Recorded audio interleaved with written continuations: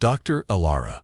Miles stood in front of a glowing display screen inside the main hall of the alien ship. Stars sparkled through the giant window behind her. She wore a gray uniform with the crest of the Galactic Union on her chest. Her voice was calm, full of quiet confidence. "Humans have changed," she said. "We've moved beyond war. We build, explore, and connect. That's who we are now." The audience, alien scientists, diplomats, and historians, listened closely. They had long doubted Earth's role in the galaxy. Humanity's past was violent, filled with wars and destruction. But Alara believed in showing the truth that humans could grow and become peaceful. A soft hum filled the room as Commander Vokar entered. Tall and cold-eyed, his dark armor reflected the lights of the chamber. He walked straight to the front, interrupting her without a word. "Forgive me, Doctor," he said, voice flat, "but I must challenge your view." Alara sighed, already knowing what was coming. "Go ahead, Commander," she said. Vokar turned to the audience. "Humans speak of peace," he began, "but their history is soaked in blood. They fought each other for centuries. Their weapons destroyed entire cities. Now they claim to be peaceful. But can we trust a species built on violence?" Some aliens nodded. Others looked uneasy. Alara stepped forward. "Every species has a past," she said. "What matters is who they choose to become."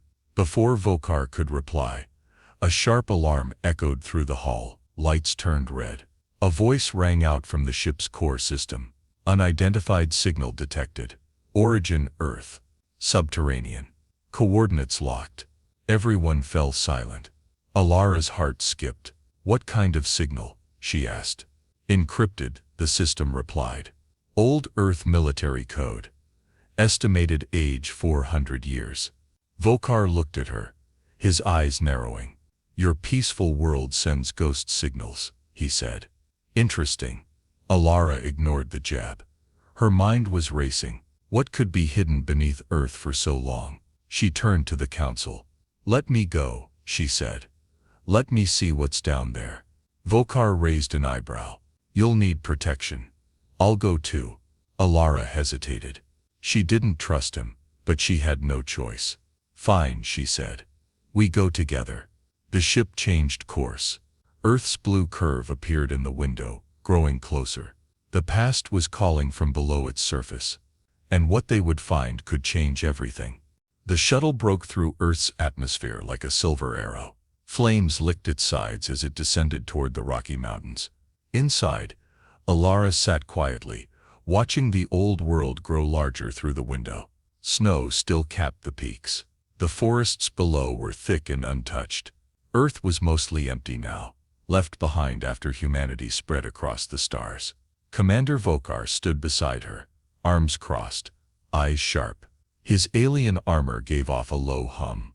The two barely spoke during the ride. The tension between them was heavy. "We're close," said the pilot, an insect-like alien named Skell. "Signal is steady, very deep, very old."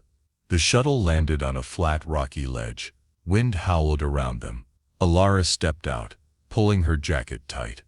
The air was crisp and cold. Birds circled in the sky, the only signs of life. Skell led them to a cliffside. A faint blinking light shone through cracks in the rock. "This is it," Skell said. "Signal comes from under here." Alara knelt and brushed her fingers across the stone. The surface felt strange, too smooth in some places. She tapped it with a scanner. The device beeped and showed a hidden structure beneath. "It's a vault," she said, "sealed by someone who didn't want it found." Vokar drew a small pulse weapon from his belt. "Stand back," he fired. The blast shook the ground and broke through the surface. A thick metal door appeared, covered in dust and old Earth military symbols. One symbol stood out, a red triangle with a black circle inside. Alara had seen it before, in old war archives. "This is high security," she said. "Pre-Union, possibly from the final war era." The team worked to open the vault. Layers of dust fell as the door creaked open. Cold air rushed out, untouched for centuries. Inside was darkness, deep and silent. They stepped in, lights on their suits cutting through the black. The walls were lined with screens, servers, and storage capsules. Everything was powered down but well preserved. This place was built to last, Vokar said, scanning the walls. Stated. Alara moved toward a terminal and wiped the dust off the screen. She pressed a few buttons. The screen flickered, then came to life. A message appeared. Access level, red. Authorized personnel only. Project designation, Genesis Warling. She frowned. Genesis Warling. I've never seen this file name before. The screen asked for voice clearance. Alara tried hers, and to her surprise, the system accepted it. Welcome, Dr. Miles. It said in a robotic voice. Access granted. Files began to open. Names, dates, and strange codes filled the screen. Some files showed human DNA maps, military experiments, and training logs. Alara clicked on one video. A man appeared on screen, wearing a dark lab coat. He looked tired. Test 341 complete, he said. Subject shows advanced aggression control. No fear, no hesitation. We may have created the perfect soldier. Vokar leaned in. Your peaceful ancestors, he said coldly. Alara didn't answer. Her mind was spinning. What was this place? What had humans been doing here? Another video showed children in training, learning to fight and survive. Their eyes were cold, their movements perfect. Alara dies. This isn't history, Vokar said. This is a warning. Alara turned away. We don't know the full story yet. Then let's find out, Vokar replied. They walked deeper into the vault. Lights flickered on, revealing more rooms, labs, sleeping quarters, storage filled with old weapons. A door ahead had a red symbol glowing faintly. Restricted zone. Alara read aloud. Vokar stepped forward. Shall we? Alara nodded. Her heart pounded. She had wanted the truth, but now she wasn't sure she was ready for it. The door slid open with a long, low hiss. Behind it was a cold room, dimly lit by flickering overhead lights. Dust floated in the air. Alara stepped inside first, her boots crunching on the floor. Vokar followed, his hand resting near his weapon. The room was filled with rows of data pods. Each one glowed faintly. Still powered after all this time, they pulsed with stored memory. Videos, files, audio logs. This must be the core archive, Alara whispered. She approached the nearest pod and touched the screen. A hologram lit up. A woman in a military uniform appeared. Her face was hard, her voice sharp. Log 1982. Subject Alpha 9 passed all combat simulations. He no longer shows fear, even under extreme pain. Memory suppression successful. Emotion control stable. We are ready to begin deployment trials. Alara flinched. Vokar said nothing. She swiped through more logs. One after another, they revealed the same thing. Humans created in secret, trained from birth, stripped of emotion, built to kill. These aren't just soldiers, she said. They were designed. She opened a genetic file. The DNA structure on screen was clearly human, but altered. Extra coding was visible in areas linked to aggression, endurance, and focus. Another file showed training footage. Children no older than 10, running drills in silence. Some fought each other with brutal precision. One boy fell. Another hit him again and again until a buzzer stopped them. No one reacted. No one helped. Alara turned away, stomach turning. This isn't who we are now, but it's who you were made to be. Vokar replied. This was not evolution. This was programming. Alara shook her head. This was a choice made by desperate people, not by all of humanity. Vokar walked to a sealed panel at the back of the room. He pried it open and pulled out a black box. It was labeled Command Protocol. Emergency use only. He handed it to Alara. You should see this. She opened the box. Inside was a small drive. She inserted it into the nearest console. A video started playing. A man in a dark suit sat behind a desk. This is Commander Hale, he said. Date March 17, 2094. If you are seeing this, Earth has likely changed. But you must know the truth. Humanity was designed, long ago, by forces beyond our control. Our aggression, our survival instinct. It was placed in us. We were made for war. The screen flickered, but we saw the danger. So we tried to undo it. We began a new program. Project Redemption. It was meant to give us a choice. A way to grow past what we were built for. The video ended there. No more data on the Redemption Project was found. Ilara stared at the screen, stunned. So it's true. We were created for war. Vokar didn't look surprised. And now your people walk among the stars. Ilara stepped back, her voice quiet. But we also tried to fix it. We didn't want this. He turned to her. Intentions do not erase danger. She didn't reply. She couldn't. Her mind was spinning with what they had uncovered. Everything she had believed was now in question. She had always told others that humans chose peace, that their violent past was behind them. But what if that violence had been built into them from the beginning? The vault felt colder now, heavier, silent and still but full of a terrible truth. We need to find the rest of this Project Redemption, she said finally. We need to know if humanity changed because they wanted to or because they were allowed to. Vokar nodded once. Agreed. But you should prepare yourself, Doctor. The past may be darker than you think. They left the archive room, walking deeper into the vault, searching for the final answers. Ilara and Vokar moved deeper into the vault. The air grew colder. The walls turned from smooth metal to thick stone. This part of the base had clearly been sealed off long ago. A large sign above the next door read, PR Project Redemption. Authorized access only. Ilara stared at it. This is it, she whispered. This is what they were trying to hide. Vokar stepped forward. Let's see what your creators left behind. They pushed the door open. Inside was a narrow hallway lined with glass chambers. Each chamber held strange devices. Machines shaped like chairs, helmets covered in wires, and tanks filled with faded liquid. This doesn't look like a lab for building soldiers, Vokar said, scanning the room. No, Ilara replied. It looks like a place for healing. They entered a large chamber at the end of the hall. A single console sat in the middle, still glowing with power. Ilara walked over and tapped the screen. Welcome to Project Redemption Final Phase. Genetic override and emotional integration. The screen displayed detailed files. Ilara opened one labeled Overview. It read, the human genome was altered in early design to heighten aggression, fear control, and rapid response under stress. This made humans ideal for conflict. However, with the collapse of the global war system, leaders recognized the danger of a species wired for violence.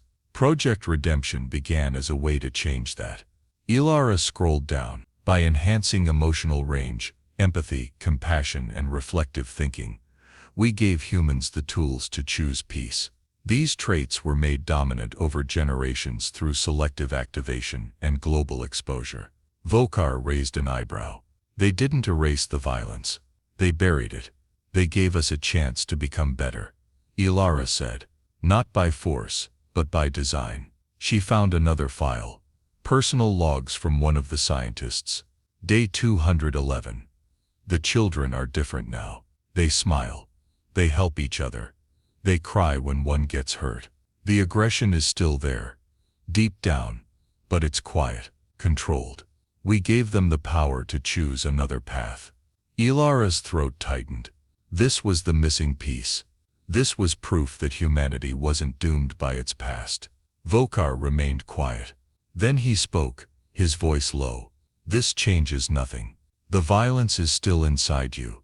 One spark could bring it back. Ilara turned to face him. No species is perfect, but we chose to grow. That's what matters. That's what defines us. She downloaded all the files onto a data chip. We need to show this to the council. Vokar gave a short nod. They will decide if your kind deserves to stay among us. As they left the room, Ilara glanced back one last time. Inside those chambers, Long ago, someone had believed humanity could be more than a weapon. Now she had the proof. But would the galaxy believe it? Above them the shuttle waited. The stars were calling. So was judgment. The Elion floated in orbit above Earth, silent and still. Inside the ship's main chamber, tension filled the air. Alara stood in the center, facing a ring of glowing screens. Each screen showed a member of the Galactic Council, 12 leaders from 12 advanced species. Their eyes were sharp, their voices cold. Commander Vokar stood beside her, tall and still like a statue. The lead council, a translucent being named Areval, spoke first. Dr. Alara Miles, you requested this hearing. Present your findings. Alara took a deep breath and stepped forward. She held up the data chip. We uncovered a hidden vault beneath Earth. It contained classified records from before humanity joined the Union. The first half of what we found is deeply troubling. She tapped the console. The screens filled with images, military labs, engineered soldiers, children trained for war. For centuries, humans were designed to fight. Their creators altered their minds and bodies for survival and aggression. This part is true. A murmur moved through the council. Vokar folded his arms. They were bred for destruction, he said. Their peace is a mask. They are dangerous. I recommend immediate removal from the Union. Let me finish, Alara said, voice steady. She tapped again. The screen changed. But we also found something else. Project Redemption. After the wars ended, humans saw the danger in themselves. They didn't just want peace. They built a way to reach it. They created a system to strengthen empathy, compassion, and emotional growth. It wasn't forced. It was chosen. She played a short log. A scientist's voice spoke. We gave them the tools to be more, not perfect, not pure, but better. Alara turned back to the council. The violence in us was never the full story. We were given the power to change, and we used it. Arvel leaned forward. And yet the aggression remains. Yes, Alara said softly. It's still in us. But so is everything we've built since. Art, science, music, diplomacy. We stopped fighting. We reached out. We joined this union, not to conquer, but to learn. Vokar stepped forward. I've seen what they hide. I've walked through their past. They are a weapon waiting to be activated. Alara looked at him. Or a warning that was heard and answered. Silence followed. The council began to speak in hushed tones, each in their own language. After long minutes, Arvel raised a hand. The council has decided. The room fell silent. We will not remove humanity from the Union, but we will not ignore what we've seen. Earth and all human colonies will enter a probationary period. They will be monitored closely. If signs of violence rise again, your place among us will be reviewed. Alara lowered her head, both relieved and uncertain. Vokar stepped closer. You won for now. I didn't win, she said. We were given a chance. That's all we've ever needed. The council screens faded. The room dimmed. Alara stood alone with her thoughts. She had come to prove humanity was worthy. She had uncovered a terrifying truth. But she had also found hope as she walked back toward the viewing window. Earth rose into view once more, quiet, blue, and distant. The stars drifted silently outside the wide window of the Elion. Earth spun slowly in the distance, wrapped in white clouds and blue oceans. It looked peaceful, small and quiet in the vastness of space. Alara stood alone, watching. The council's decision still echoed in her mind. Humanity would stay in the Galactic Union. But under close watch, they hadn't been fully trusted. Not yet. But they had not been cast out either. Behind her, the door slid open. Commander Vokar stepped in, quiet as ever. He stood beside her without speaking. For a moment, they just looked out at the planet. You should be satisfied, he said finally. You got what you wanted. Alara didn't answer right away. Her voice was calm but thoughtful. I didn't come here to win. I came to understand. Vokar turned to her, studying her expression. And what did you understand? That the truth is never simple, she said. We were made for war. That part is real. But we're more than what we were built to be. Vokar frowned. You could still fall back into it. We could, Alara said. But we haven't.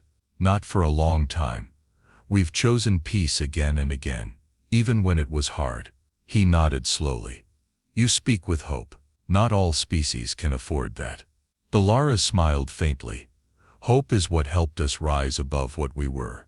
She handed him a copy of the redemption files. You should study these. Not just the science, but the people. The ones who tried to fix the damage. They matter too. Vokar took the chip. I will. A soft chime rang through the room. The ship's voice spoke. Shuttle ready for departure. Destination: Earth. Alara turned, heading for the dock. Time to go home. As she walked down the hall, crew members from different species nodded to her. Some smiled. Others watched her with cautious eyes. She understood. Trust would take time. At the shuttle bay, she paused and looked back. Vokar stood on the platform, still watching. Goodbye, Commander, she said. He gave a small nod. Until we meet again, Doctor. The shuttle lifted off, gliding down through the stars. Inside, Alara sat by the window and looked out at the planet growing larger below. She thought of everything they had discovered. The experiments, the war programs, the redemption project, the quiet hope buried deep in their DNA. We were made for war, she thought, but we chose peace. The shuttle entered the atmosphere. Light flashed outside. Earth welcomed her back like an old friend. She leaned back in her seat, eyes closed, a quiet smile on her face.